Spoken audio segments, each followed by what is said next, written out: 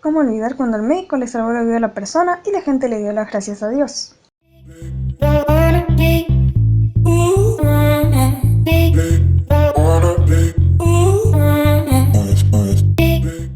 Hola otaku, yo soy Has y bienvenidos a mi canal. El inicio del video fue medio out of context, ya lo sé, y es que hoy vamos a hablar de una escena en específico, y es la fugaz conversación que mantienen Edward y Rose en Lior, al principio de la serie. Exacto muchachos, nuevamente vamos a sobreanalizar la vida y hacer un video de una conversación de ¿cuánto? ¿Un minuto? Pues sí, mi ciela. Yo creo que esta escena resume muy bien una lucha que se viene dando hace muchísimos años y en la actualidad se mantiene, que es la de la ciencia contra la religión, lo cual nos da pie para analizar cómo se vive esto dentro y fuera del manga. ¡Comencemos!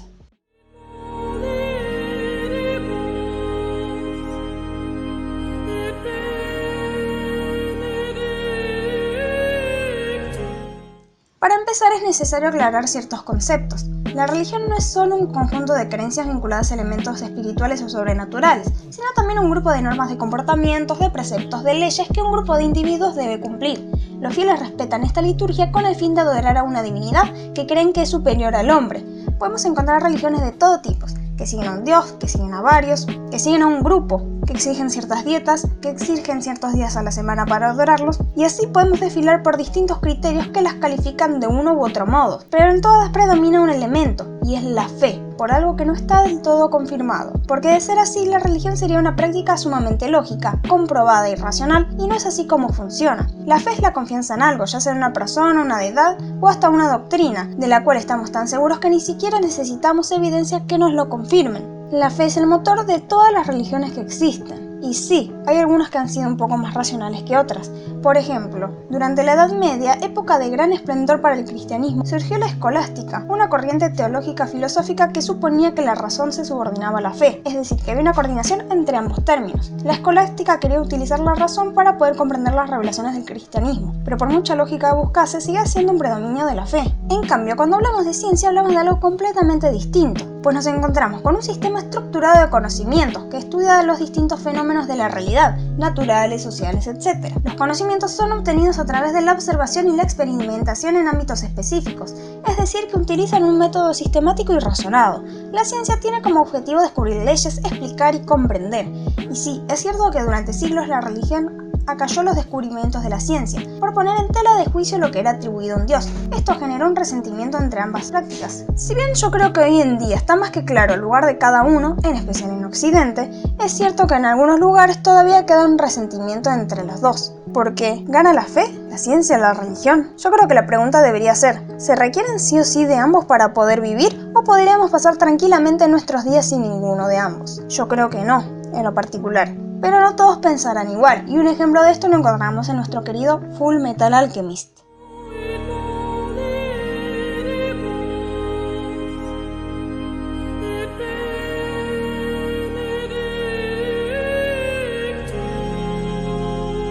Antes de llegar a lo que quiero hablar hay que contextualizar un poco. Los hermanos Selrick practican la alquimia. Bueno, sí, eso es algo que notamos con solo ver el título. Pero bueno, no es la misma la práctica de esta disciplina en su mundo que en la vida real. Para tener una certeza mayor de ciertos conceptos, vamos a aclarar cómo es esto en nuestro mundo. La alquimia se trata de prácticas protocientíficas, que fue una precursora en ciertas áreas de la ciencia moderna, pero a la que aún le faltaba consolidar sus bases, que no solo combinaba elementos de la química y la física, sino también otros más metafísicos, como el esoterismo. Y sí, el objetivo principal era transmutar distintos metales a oro, aunque también tenía otros fines, como por ejemplo crear la panacea, remedio que pudiese curar todas las enfermedades del mundo. Un poco pretencioso, ¿no creen? La piedra filosofal no solo podía otorgar la vida eterna, sino también conseguir esa transmutación en dicho metal precioso. Pero para esto los alquimistas debían transmutar primero su propia alma, por lo que debían purificarse previamente. Los alquimistas creían que el universo estaba conformado por 4 elementos básicos, los que todos conocemos: agua, fuego, tierra, aire, y que en conjunto conformaban 1/5. También creían que toda sustancia se componía de 3 partes: mercurio, azufre y sal, siendo estos los nombres que por lo general se usaban para designar al espíritu, alma y cuerpo respectivamente, conocidos como los principios de todo. Basta de alquimia en la vida real, volvamos al mundo de Full Metal. En este manga los principios de la alquimia gobiernan el mundo, al punto de que estos ocupan un lugar primordial en el estado y tienen tienen un vínculo muy fuerte con los militares, que son la cúspide del sistema político, y lo que hace el anime es fantasear un poco con lo que hacían los alquimistas en la vida real. Se puede decir entonces que los hermanos Elric vienen de la escuela científica, y no solo eso, cargan con el trauma de haberse excedido con sus habilidades. La fallida resurrección de su madre es algo que los marcó para siempre y que los ubicó de alguna forma, pues conocieron los límites de dicha práctica, y a Edward en particular le generó un fuerte escepticismo, la pérdida de la ilusión y un gran resentimiento consigo mismo. Con esta carga grabada en sus entrañas, la de Edward porque Alphonse no tiene porque está hueco, momento XD. Really, nigga?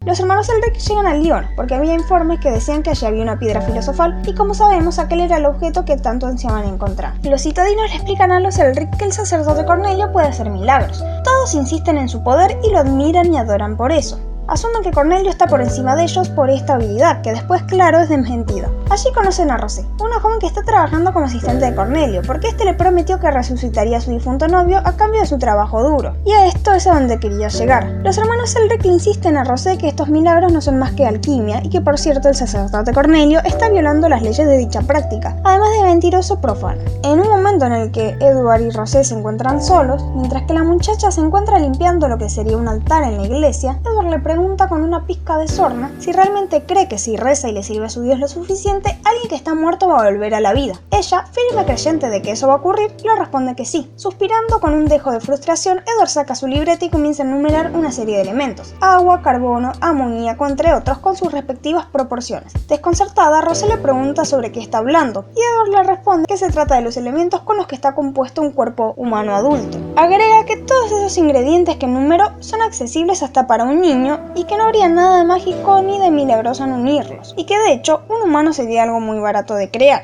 Pues le recuerda a la chica que no hay forma de volver a un hombre a la vida una vez que éste partió de nuestro mundo. También le pregunta qué le hace pensar que un sacerdote va a poder realizarlo. Rosé, un poco irritada, deja en claro de que sí hay magia en regresar a un muerto a la vida y le insiste en que deje de blasfemar a Dios. Pero Edward, dejándola con las palabras en la boca, se levanta dispuesto a retirarse, diciéndole que la ciencia es la respuesta a todo, que los alquimistas, como científicos, no creen en Dios porque al ser algo ambiguo no merecería su credibilidad. Y le recomienda con un poco de soberbia que si estuviera en su lugar, dejaría todas esas cosas inútiles que son sacras para agarrar un libro de química y aprender un poco. Y remata con nosotros, los científicos, somos los más cercanos a un dios que existe. Enojadísima, Rosé le reclama que él no es ningún dios y que no está ni cerca de serlo. A lo que Edward, muy ingenioso e inspirado en las ilustraciones del templo, le responde que tampoco lo es el sol, que se trata de una gran masa de hidrógeno caliente y que si ella se acerca demasiado, tal como le exige Cornelio, se terminará quemando. Para resumir el resto de la historia, Rosé se enoja con Edward y con Alphonse, los trata de profanos, al igual que el resto de los citadinos. Cornelio resucita entre comillas al novio de Rosé, creando una horrible quimera que lo único que hacía era repetir el nombre de su amada como un lamentoso mantra. Y finalmente, con la evidencia entre los ojos, Edward logra desenmascarar a Cornelio haciendo que confiese sus malévolos planes contra un oculto megáfono. Y así es como termina este mini arco introductorio. La corta conversación que Edward y Rosé mantienen resume a la perfección no solo la lucha entre la ciencia y la religión, la eterna contraposición de lo que es y lo que se espera o pretende que sea. Rosé en los pocos instantes que aparece demuestra de forma excelente cómo actúa un fiel. Ella realiza una tarea en específico esperando recibir algo a cambio. Con respeto y con temor a la vez, exuda una fuerte sensación de que es inferior a aquel al que se venera y que por esto debe depositar en él su profunda confianza. Pero no solo esto, sino también su agradecimiento. Rosé cree en una deidad y siente que si trabaja duro se dará recompensada, en este caso con la resurrección de su novio.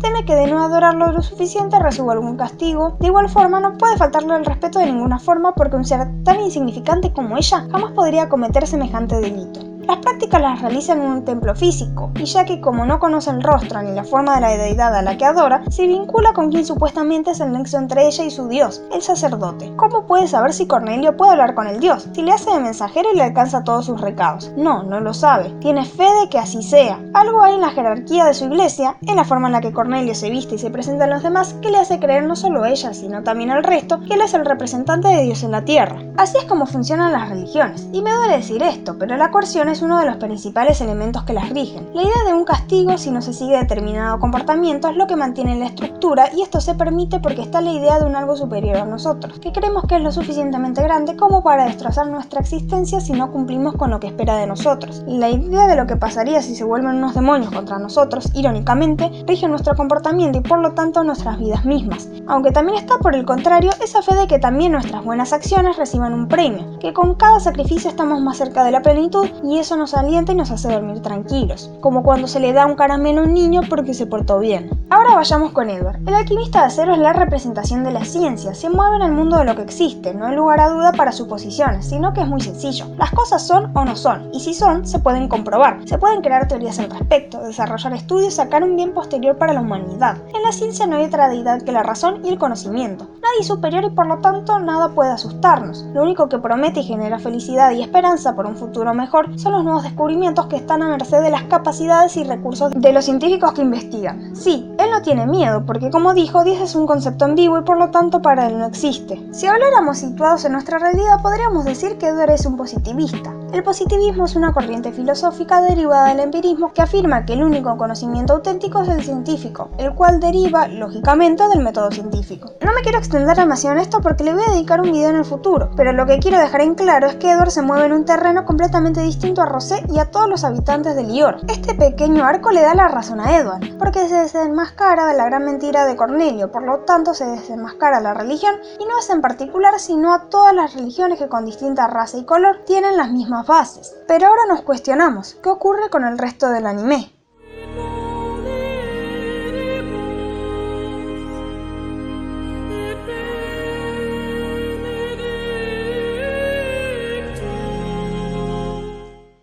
A ver, ¿con quién nos quedamos? Vamos primero al caso de Fullmetal Alchemist. Sí, Edward puede ser muy escéptico, pero en su realidad se muestra algo que en el nuestro no tiene una base científica, y es la existencia de las almas. Sí, además de los poderes de la alquimia, la puerta de la verdad y demás, pero hoy nos centraremos en lo primero. Las almas significan que lo espiritual existe, y que por lo tanto hay elementos que no quedan relegados al plano terrenal, y que ceden a las lógicas de la naturaleza, y entonces su existencia y funcionamiento no se pueden teorizar. La existencia de las almas ya significa una contradicción al escepticismo de Edward en sí, porque él es consciente de que son reales, pues él mismo unió la de su hermano a una armadura, separó el espíritu dual y lo hizo ser en un objeto inanimado, dejando su cuerpo orgánico perdido en otra dimensión. A ver, las religiones en general tienen muchas cosas negativas, malas, contradictorias, nefastas e hipócritas.